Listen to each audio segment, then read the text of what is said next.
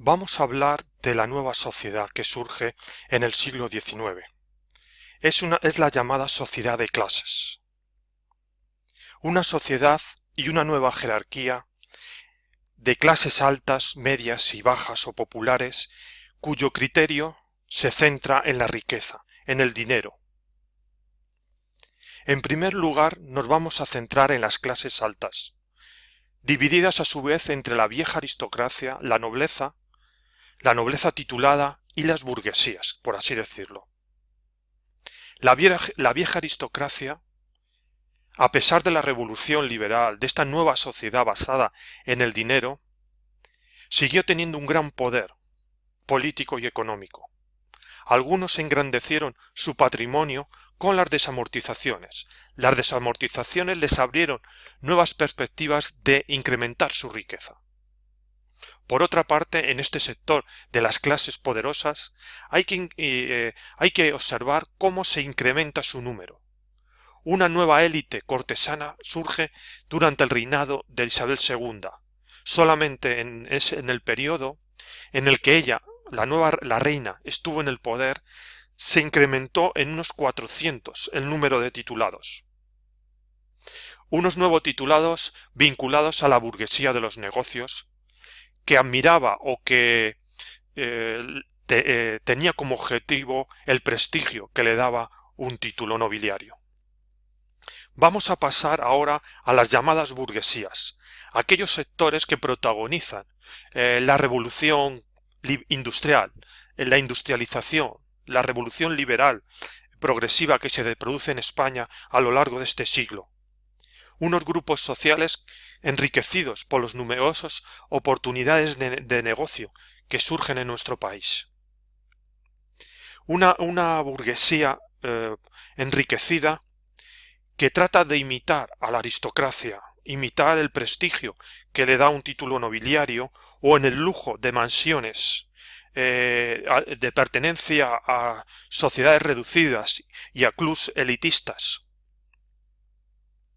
Por su parte, la aristocracia imita el poder económico de estos nuevos grupos sociales y trata de entablar relaciones familiares, contrayendo matrimonios interesados, en cierto modo, con los grupos de la burguesía alta. Lo mismo le interesa su participación en los consejos de las empresas. Las burguesías las podemos dividir en diversos tipos. La burguesía dedicada al comercio, el comercio de importación, el comercio mayorista. La burguesía industrial centralizada en Barcelona, principalmente, defensora del liberalismo conservador y proteccionista. La burguesía financiera, entre los que se encuentran los inversores en bolsa, los constructores de obras públicas que se favorecen por el ensanche de las ciudades y el proceso de urbanización de este periodo, y los grandes banqueros que hacen sus fortunas, como el famoso Marqués de Salamanca, que da nombre a un barrio de Madrid.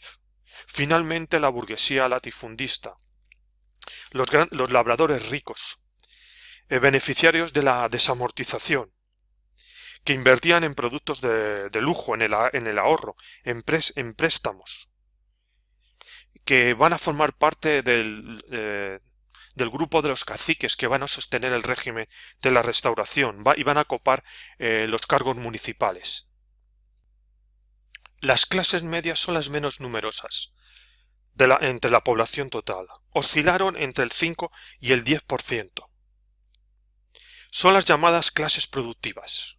Podemos diferenciar en ellas entre la clase media rural de labradores propietarios medianos no terratenientes y la clase media urbana, la más numerosa e influyente, integrada por comerciantes, dueños de talleres, funcionarios, profesiones liberales, abogados, médicos, profesores, periodistas, clero o rentistas.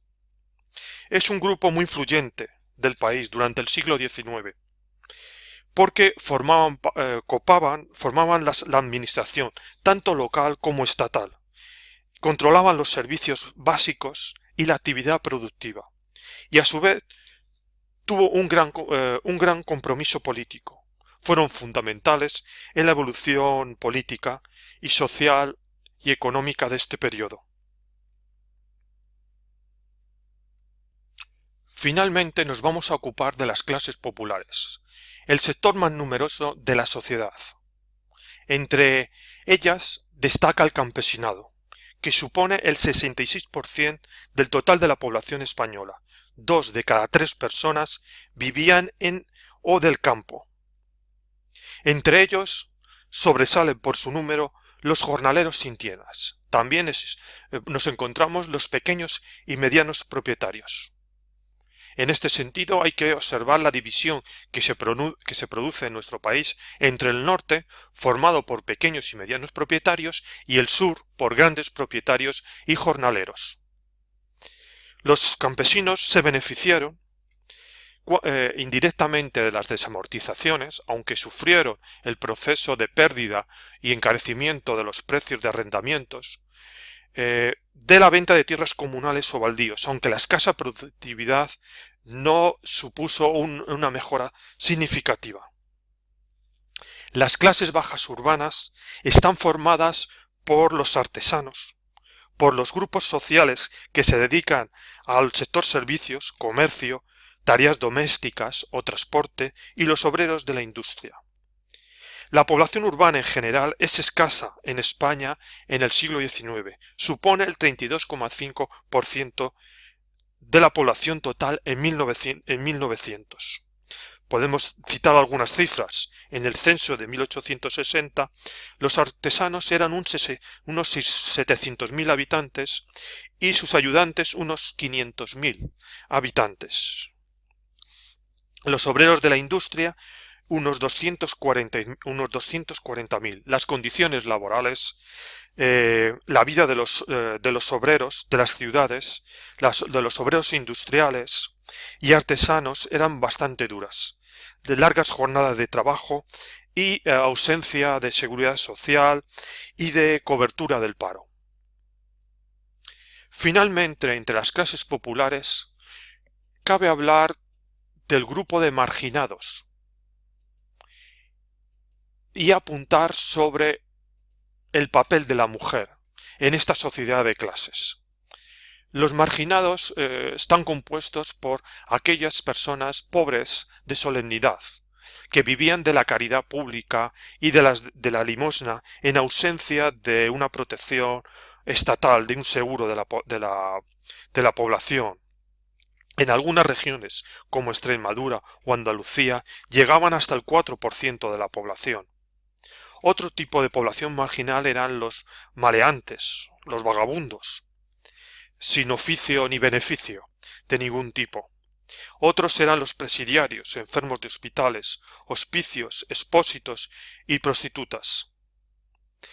En el censo de 1877 se recogió una cifra de unos 400.000 personas en el conjunto de las clases marginales. Finalmente, hablar del papel de la mujer en esta sociedad.